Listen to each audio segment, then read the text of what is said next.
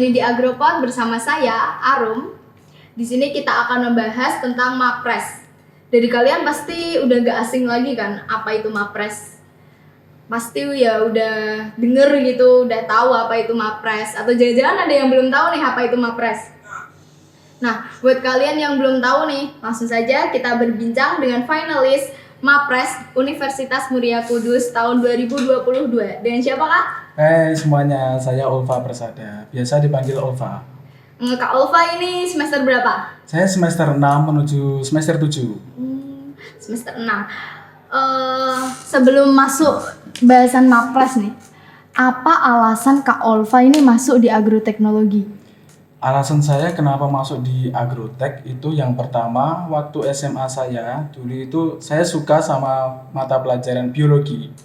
Terutama biologi tumbuhan, di mana mempelajari mengenai sel, tanaman-tanaman, pertumbuhan dan perkembangan.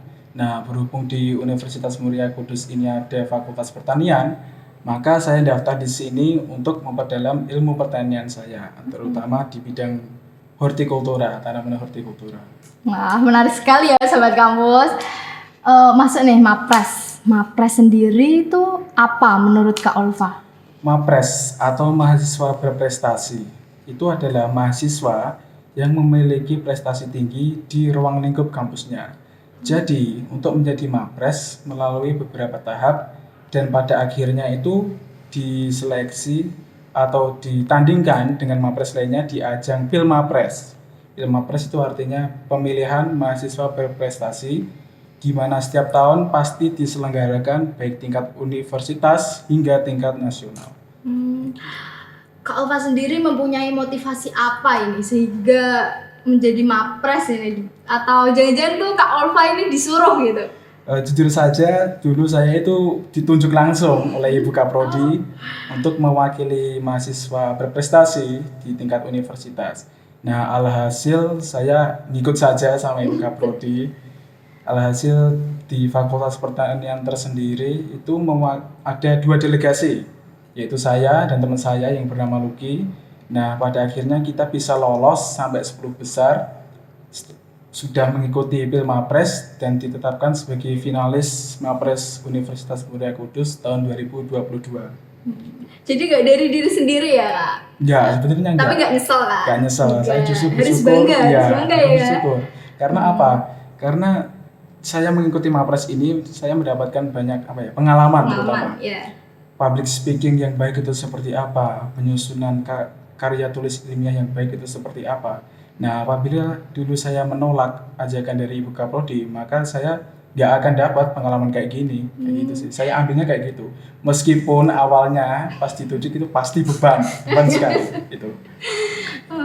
Untuk tahapan sendiri Kak, tahapannya itu gimana? Syaratnya juga apa gitu? Untuk tahapan mengikuti MAPRES ini bisa dimulai di tingkat fakultas. Biasanya fakultas itu menyeleksi mahasiswa yang mendaftar MAPRES, kemudian fakultas bisa mengirimkan delegasinya untuk ditandingkan di tingkat universitas. Nah, untuk syarat menjadi MAPRES atau pendaftaran mahasiswa berprestasi antara lain itu IPK-nya harus minimal 3,5, kemudian maksimal semester itu semester 5, dan yang paling penting adalah perbanyak prestasi, baik itu di kancah nasional maupun internasional, baik bidang akademik maupun non-akademik. Oh, kalau sudah masuk, udah terpilih nih ya Kak, udah terpilih jadi MAPRES itu kita tuh harus membuat apa atau apa syaratnya kan mesti ada kan? Pasti ada. Buat pemilihan yang pemenang gitu itu apa Kak? Untuk setelah lolos menjadi calon mahasiswa berprestasi, kita diberikan tugas yakni membuat karya tulis ilmiah yang pertama. Kemudian pada akhirnya kita akan mempresentasikan karya tulis ilmiah tersebut di ajang Grand Final PILMAPRES tahun 2022. Ngomong-ngomong kalau KTI nih, dulu Kak Ulfa ngambil KTI-nya tuh topik apa? Topik KTI saya dulu itu budidaya tanaman brokoli berbasis vertical smart greenhouse guna mendukung pertanian berkelanjutan. Karena pada dasarnya saya kan berasal dari Fakultas Pertanian nih. Nah, saya ingin memperkenalkan ke masyarakat umum bahwa tidak semua teknik budidaya pertanian itu masih dilakukan secara konvensional. Akan tetapi seiring perkembangan teknologi, maka pertanian di Indonesia itu semakin berkembang. Penggunaan alat mesin pertanian semakin maju dan sistem budidaya yang dilakukan semakin baik. Iya. Iya. Tips and trick dari Kak Olva ini apa ini? Tips and trick untuk menjadi mapres ya. Iya, iya. Untuk teman-teman yang berkeinginan menjadi mapres, yang pertama kalian harus mempersiapkan tes bahasa Inggris kalian, kemampuan bahasa Inggris kalian, kemudian perbanyak mengikuti lomba, baik itu nasional maupun internasional, kemudian aktif dalam organisasi, Oh ya. kalau bisa aktif di perkuliahan juga bisa, dan yang paling penting pertahankan IPK kalian. Jadi itu Sobat Kampus, tips and trick dari Kak Olva. Ngomong-ngomong juga nih ya, Kak Olva ini jadi itu peserta pertukaran pelajar kampus Merdeka di Filipina ya kan Kak? Ya, benar sekali. Ya, di Filipina kan benar Filipina, kan ya? iya. Itu gimana Kak? Boleh diceritain? Jadi ceritanya dulu pada tahun 2021, Ya. pemilihan pertukaran pelajar itu seleksinya dilaksanain pada sekitar bulan Juli kalau nggak salah. Yang tahap-tahapannya itu meliputi tes TOEFL, itu yang paling Iya. penting karena bahasa Inggris juga diperlukan. Setelah tes TOEFL, yang apabila dikatakan lolos, maka akan berlanjut ke tes wawancara, di mana kita akan diwawancarai oleh 3 pewawancara dengan bahasa Inggris tentunya. Setelah kita lolos menjadi seorang pelajar yang bisa pergi ke luar negeri, untuk pemilihan universitasnya kita masih dipilihkan oleh UNIF. Jadi kita tidak dapat memilih sendiri. Oh. Karena sebelumnya Universitas Mulia Kudus sudah menjalin kerjasama dengan universitas tertentu. Kalau dulu saya itu di Filipina, perguruan tingginya namanya Nueva Ecija University of Science and Technology. Di sana Kak Olva mengambil berapa matkul dan apa saja? Dulu saya mengambil 3 matkul ya. Seharusnya itu 4, cuman ada permasalahan jadi saya ambil 3. Yang pertama itu Weed Management, kemudian Fundamental of Agroforestry, dan yang terakhir adalah Beneficial of Microorganism and Arthropods. Kalau untuk pemilihan matkul itu dibatasi nggak Kak dari universitas di sana? Kalau pemilihan mata kuliah sebenarnya tidak dibatasi ya, bisa memilih sebanyak mungkin. Akan tetapi kita melihat terlebih dahulu mata kuliah yang disediakan di sana itu sesuai apa tidak dengan mata kuliah prodi di sini, kayak gitu. Tapi di sana kan juga fakultas pertanian kan ya? Iya, Fakultas Pertanian. Jadi beda gitu ya Kak? Kalau di sana itu sebutannya nggak ada prodi agroteknologi, itu nggak ada. Oh nggak ada. Contohnya di sana itu kayak crop management ataupun peternakan seperti itu sih. Oh, jadi nggak ada agribisnis, Ya, nggak ada. agroteknologi itu nggak Namanya ada. nggak ada, beda. Oh jadi gitu. Untuk sistem pembelajarannya sendiri Kak di sana sama di sini tuh bedanya apa?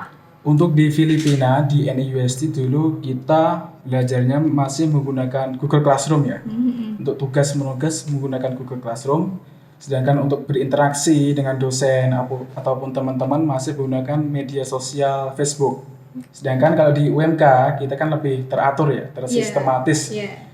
Bersatu di website Sunan kayak gitu. Jadi tuh beda gini Beda. gitu. Terus untuk Kak Olva di sana pasti budaya kan juga beda kan? Beda, iya. Kak Olva mengalami culture shock apa di sana? Culture shock yang saya dapatkan karena dulu masih daring ya, jadi Iya nggak dari. bisa culture shock secara keseluruhan. Yang saya dapatkan dulu itu di Filipina masyarakatnya itu menggunakan kata po di setiap akhir kalimat. Misalnya good morning po, good evening po. Nah suatu saat saya tanya ke teman saya gitu, apa sih artinya po itu? Po itu sebenarnya kata untuk menghargai lawan bicara. Bisa diartikan di Indonesia kalau po itu bisa sebagai kata mas, mbak, ataupun yang lainnya. Jadi universal. Kata po di sana itu universal sekali. Kemudian culture shock yang kedua itu sebagian besar masyarakat Filipina itu masih bermedia sosial melalui Facebook. Sedangkan kita di Indonesia kan Facebook juga ada, WhatsApp juga ada, Instagram juga ada, Twitter juga ada. Nah, kan tapi di sana WhatsApp, Instagram itu masih kurang populer. Jadi kebanyakan masih menggunakan media sosial Facebook kayak gitu. Gitu. Terus yang itu Kak, kata po itu sendiri. Berarti itu nggak untuk satu kalangan enggak kan? Semua kalangan gitu. Semua kalangan, baik itu Wah.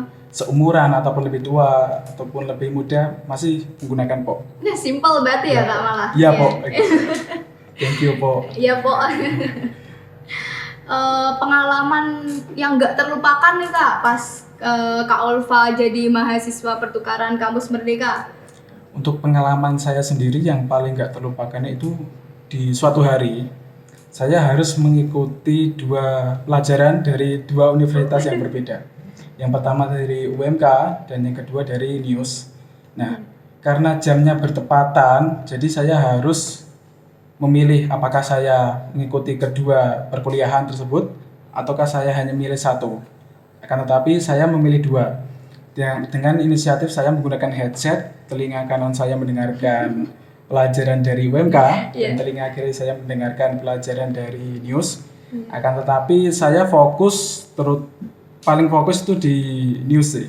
Karena dosen di sana dan teman-teman di sana itu paling kepo dengan saya. Oh iya pastinya.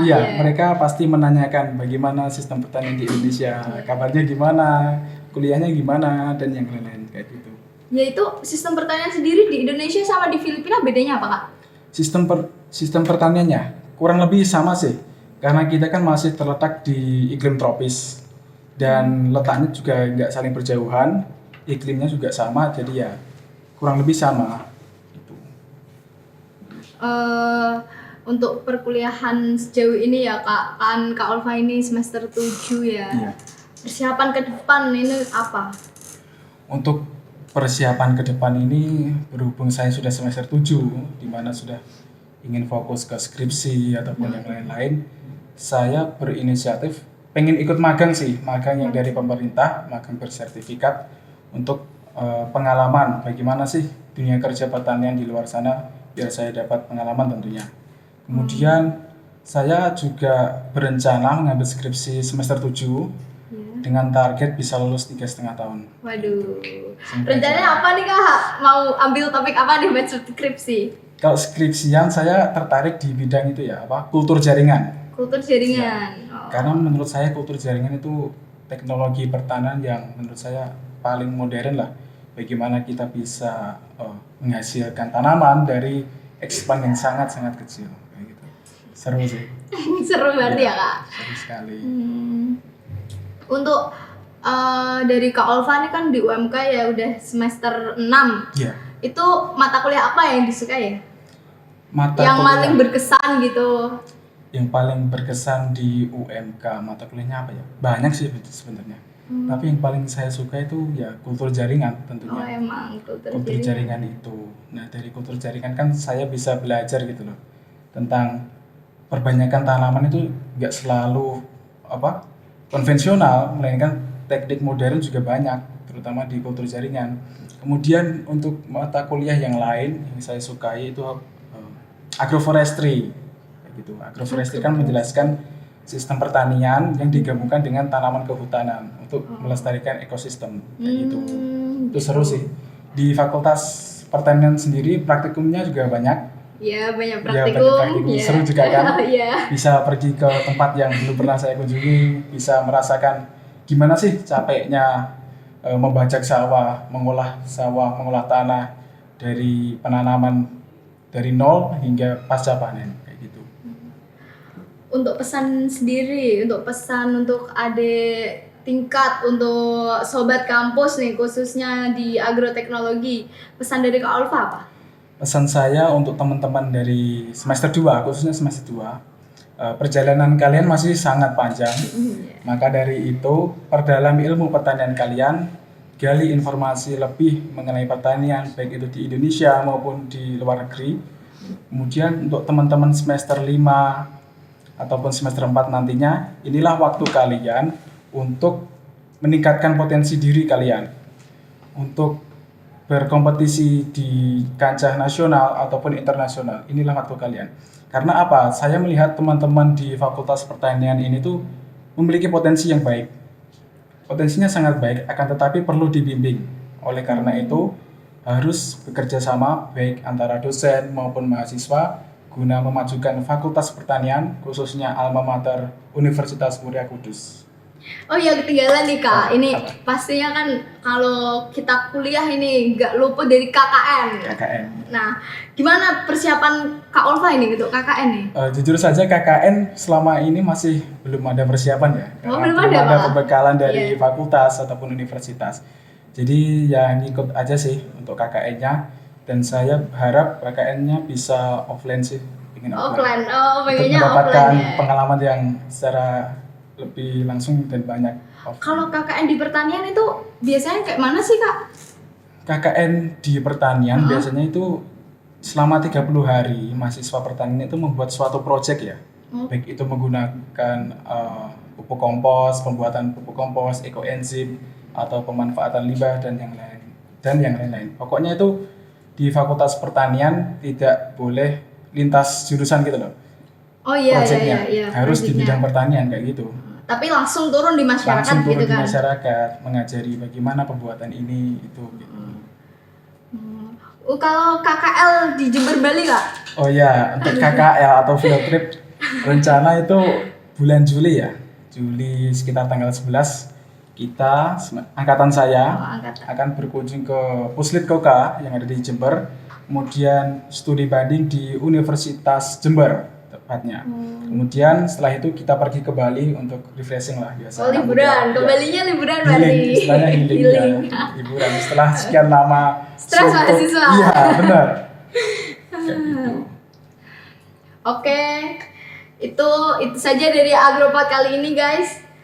Gimana? Menarik? Penasaran? Ikuti terus ya next episode dari Agropod ini. See you. Dadah Dadah. semuanya.